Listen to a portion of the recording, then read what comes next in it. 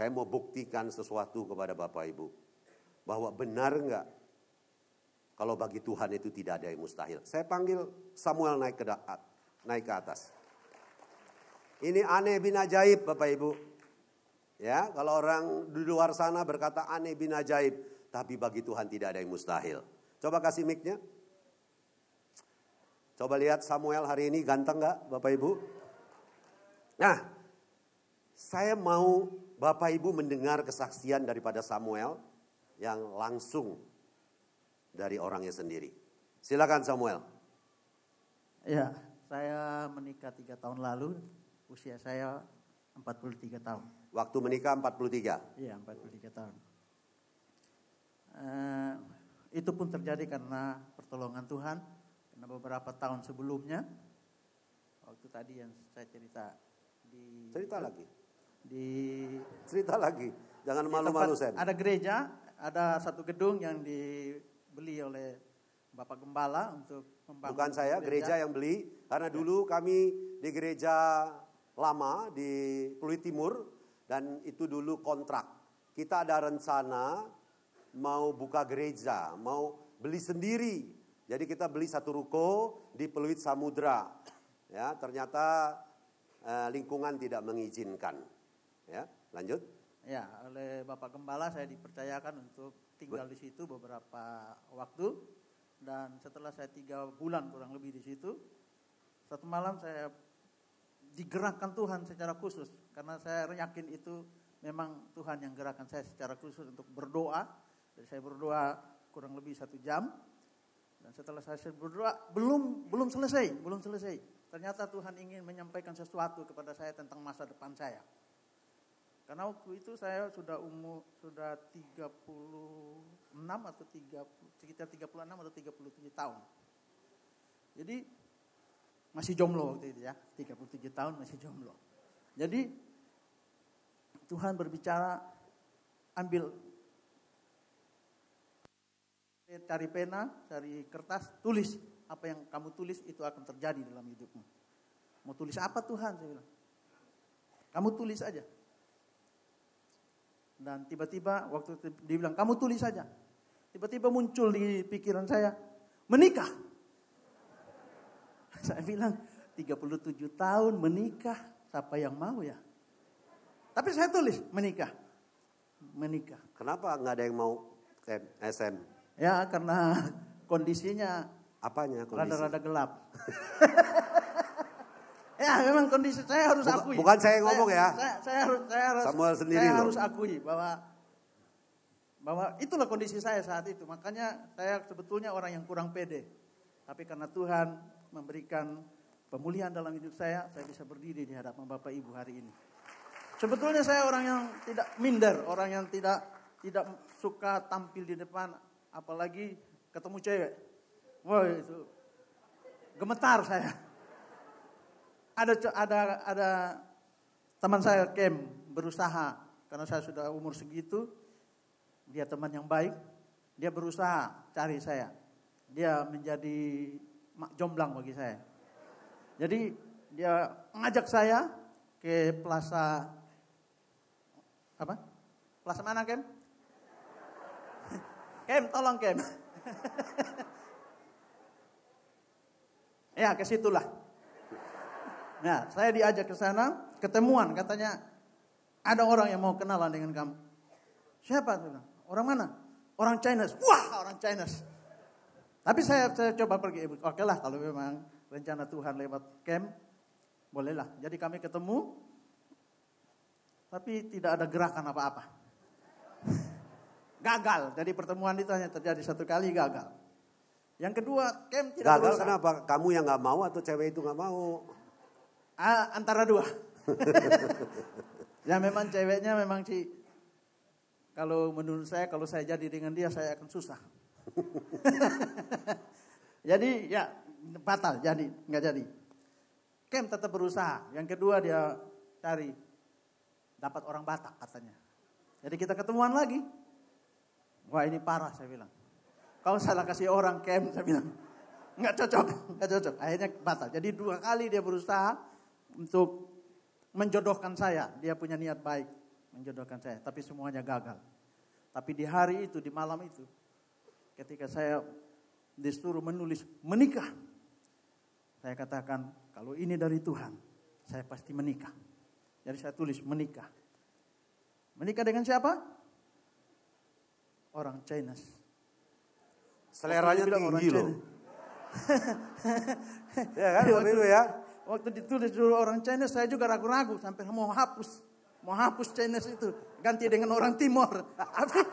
Tapi Tuhan bilang itu yang harus terjadi, itu yang akan terjadi. Jadi saya tetap tulis orang Chinese. Setelah tulis begitu, ada sambungannya dari keluarga sederhana. Saya katakan amin. Amin. Jadi saya tulis kriteria-kriterianya, semuanya saya tulis. Saya taruh di Alkitab saya bawa dalam doa setiap hari. Tadi pagi saya dengar ada rambutnya juga berapa panjang. Ya, rambut tingginya sebahu. berapa?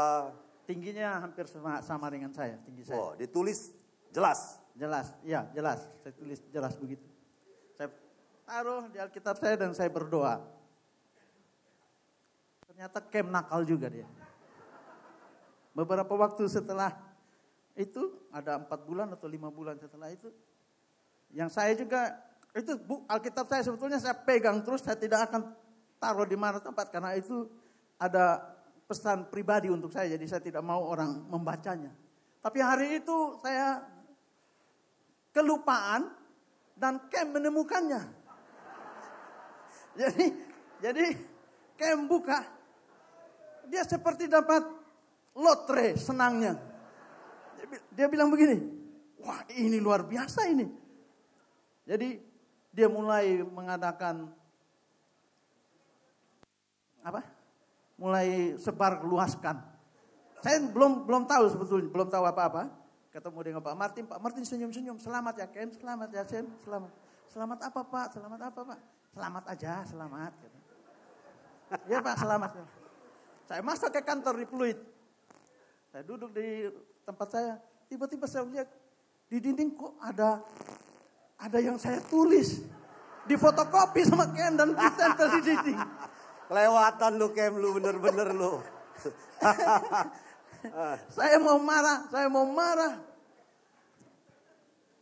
Mau marah sudah nggak bisa marah lagi, orang sudah, Pak Martin sudah tahu, yang lain sudah pada tahu. Akhirnya saya komplain sama Tuhan, mereka sudah tahu loh Tuhan. Kalau tidak jadi, bukan saya yang malu, Tuhan yang berfirman kepada saya. Jadi saya berusaha menghibur diri saya sendiri. Saya bilang, Tuhanlah bertanggung jawab. Ini sudah semua orang sudah tahu, Pak Martin sudah tahu, yang lain sudah tahu. Jadi saya berusaha menjalani hidup ini aja. Berjalannya waktu, 1-2 tahun, tidak terjadi apa-apa. Tidak ada wanita yang melirik. Tidak ada yang wanita yang menyampiri saya. Boro-boro menyampirin saya. Waktu saya datang aja mereka lari. Segitu tapi ganas. Tuhan itu ajaib. Tuhan itu memang ajaib dan luar biasa. 2 tahun setelah itu, saya mendengarkan khotbah Pak Yofi Hendrawan. Inilah yang mengubah hidup saya. Pak Yofi berbicara sangat sederhana, simpel. Pak Yofi mengatakan, dan saya ingat sampai hari ini. Pak Yofi bilang, kalau ingin mendapatkan hal yang berbeda, lakukan sesuatu yang berbeda. Kalau ingin hidupmu berbeda, jangan lakukan hal yang sama setiap hari. Lakukanlah hal yang berbeda, maka engkau akan menemukan hal yang berbeda dalam hidupmu. Jadi untuk mendapatkan hal yang berbeda, harus lakukan sesuatu yang berbeda juga. Saya terinspirasi dengan khotbah itu. Dan saya ambil keputusan, Tuhan, aku mau melakukan hal yang berbeda. Aku ambil keputusan untuk mulai, di sekolah Alkitab kami dilatih untuk berpuasa setiap minggu. Dan untuk menamatkan pendidikan kita dilatih 3 hari 3 malam. Puasa tanpa makan dan tanpa minum. Jadi kalau untuk puasa seperti itu saya sudah terlatih lah untuk itu. Tapi saya ambil keputusan, saya bukan puasa 3 hari, tapi 40 hari, 40 malam. Tidak makan, bukan tidak makan, tidak minum ya. Makan sore 1 kali, minum sore 1 kali. Jadi 40 hari, 40 malam, Jam 6 sore saya buka puasa. Selesai buka puasa, saya puasa lagi sampai jam 6 sore hari berikutnya. 40 hari saya lakukan itu. Dan Tuhan menghargainya. Sehingga akhirnya waktu gereja kita di tempat ini, pada waktu pertama kali melakukan, anak-anak muda melakukan ibadah konser Natal di tempat ini, ada BAM. Ada BAM. Dan istri saya ternyata penggemarnya. Jadi dia lihat, ada konser BAM di Glow. Akhirnya dia berusaha cari tahu informasi. Akhirnya dia dapat informasi dari Richard. Dan kami berkenalan via telepon. Dan akhirnya setelah 3 bulan kami bicara hanya lewat telepon tiap pagi. Akhirnya saya ambil keputusan, saya harus ketemu dia. Akhirnya kami ketemu di Botani Bogor. Nah, cara saya untuk bertemu dengan dia pertama kali, saya jadi ragu juga. Kan via telepon dia nggak lihat wajah saya, dia nggak lihat kulit saya. Jadi saya rada ragu. Kalau ketemu dia nolak, repot saya. Kalau ketemu dia lari juga repot saya sebenarnya. Tapi saya bercoba. Dia bilang, kamu pakai pakaian apa? Saya bilang, pakai pakaian putih. Udah. Padahal saya pakai pakaian, bukan pakaian putih.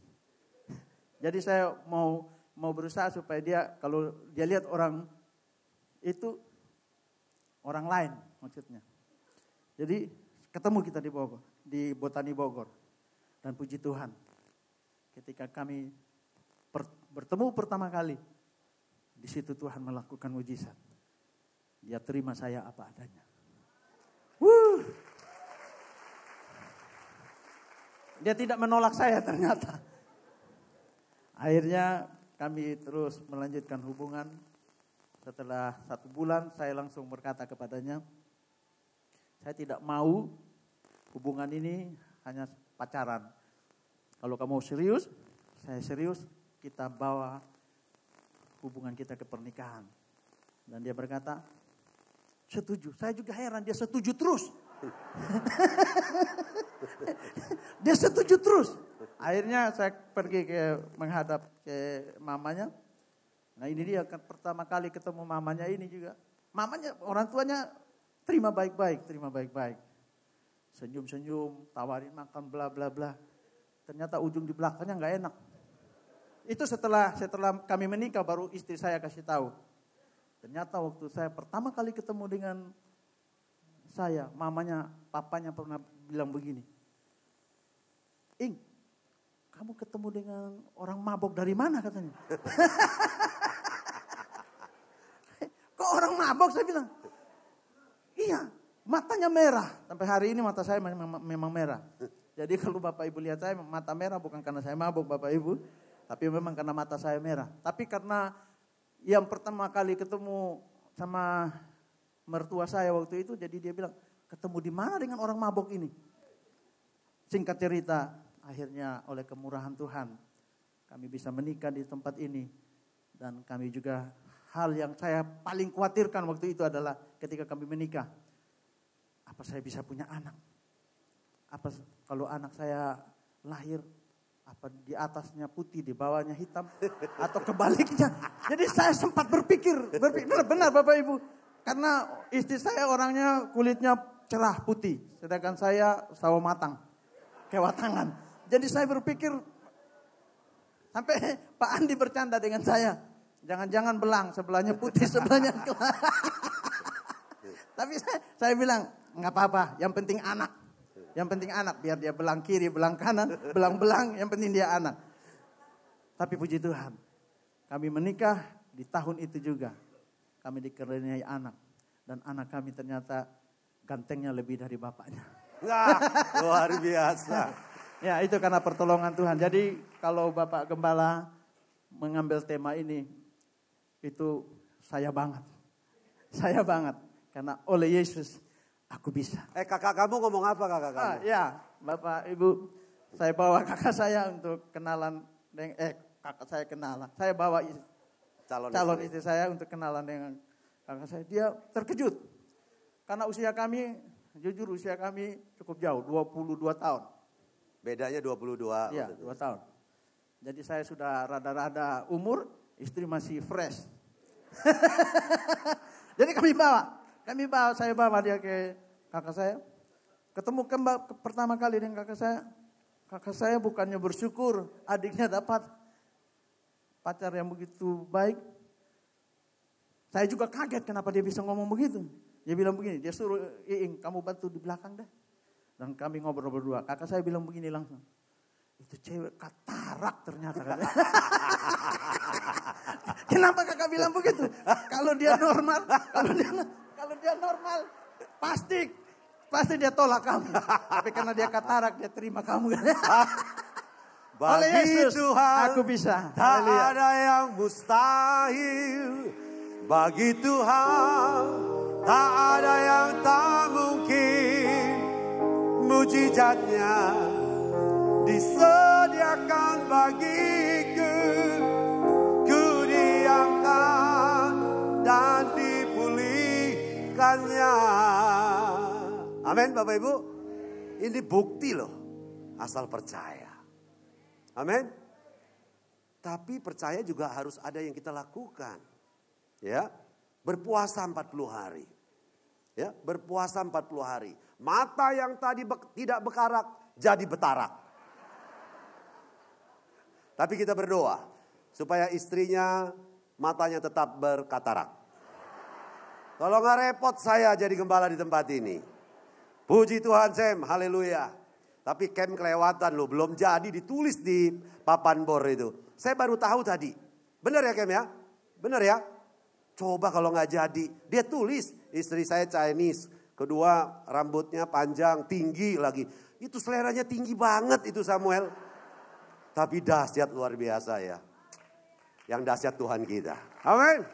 Oleh Yesus aku bisa. Amin. Coba kalau Samuel bisa. Yang jomblo hari ini juga pasti bisa. Puji Tuhan. Haleluya. Yang pertama Bapak Ibu. Kita harus percaya. Ya kalau hari ini mungkin Bapak Ibu bilang. Aduh rumah saya belum terbeli masih tiap tahun kontrak. Percaya Bapak Ibu. Gak ada yang mustahil bagi Tuhan. Lakukan sesuatu. Pasti tepat pada waktunya Tuhan akan menolong kita. Haleluya. Yang kedua. Bapak Ibu yang dikasih oleh Tuhan. Ayat 38a. Kem, 38a. Nah kata Maria. Sesungguhnya aku ini adalah hamba Tuhan. Cukup? Sesungguhnya aku ini adalah hamba Tuhan. Berarti Maria rendah hati. Biarlah kehendakmu yang boleh jadi. Bukan kehendakku yang boleh jadi. Jadi yang kedua adalah rendah hati. Orang yang rendah hati itu tidak sombong. Orang yang rendah hati mau belajar. Orang yang rendah hati berserah kepada Tuhan. Setuju? Amin. Orang yang rendah hati mengandalkan Tuhan. Dengan lutut, dengan doa, dengan puasa dia andalkan Tuhan. Maka tidak ada yang mustahil bagi Tuhan. Amin. Seorang hamba tidak bisa menuntut hak. Seorang hamba hanya bisa melakukan kewajiban. Apa yang kita mau banggakan Bapak Ibu? Kekayaan. Setelah engkau dipanggil, setelah kita dipanggil, apa yang kita mau banggakan? Mau kita bawa apa ke dalam kubur kita? Uang. Apa yang kita bisa bawa? Enggak ada. Apa yang harus kita sombongkan? Kecantikan. Kecantikan itu hanya sementara. Tidak ada Bapak Ibu. Jadi seorang hamba hanya melakukan kewajibannya untuk menyenangkan tuannya. Setuju katakan amin. Bapak Ibu yang dikasih oleh Tuhan. Coba judul kita hari ini. Kata-kata olehnya dibuang. Kan judulnya kan oleh Yesus aku bisa. Coba olehnya dibuang. Yesus aku bisa. Sombong bukan? Jadi bukan Yesus lagi. Bukan dia lagi. Aku bisa Tuhan. Aku bisa. Tapi karena ada oleh. Maka yang tidak berkatarak menjadi berkatarak. Itu kata Samuel. Jadi Bapak Ibu dikasih oleh Tuhan. Apapun pergumulanmu hari ini, apapun permasalahanmu hari ini, ingat, Tuhan tidak pernah meninggalkan kita. Tepat pada waktunya, kita akan melihat mujizat. Kalau kita tetap menanti. Coba bayangkan kalau Samuel, setelah dia tulis, 2 tahun dia udah gak sabar. Apa jadinya? Bukan Ling-Ling yang didapat. Siapa yang didapat? Inem mungkin.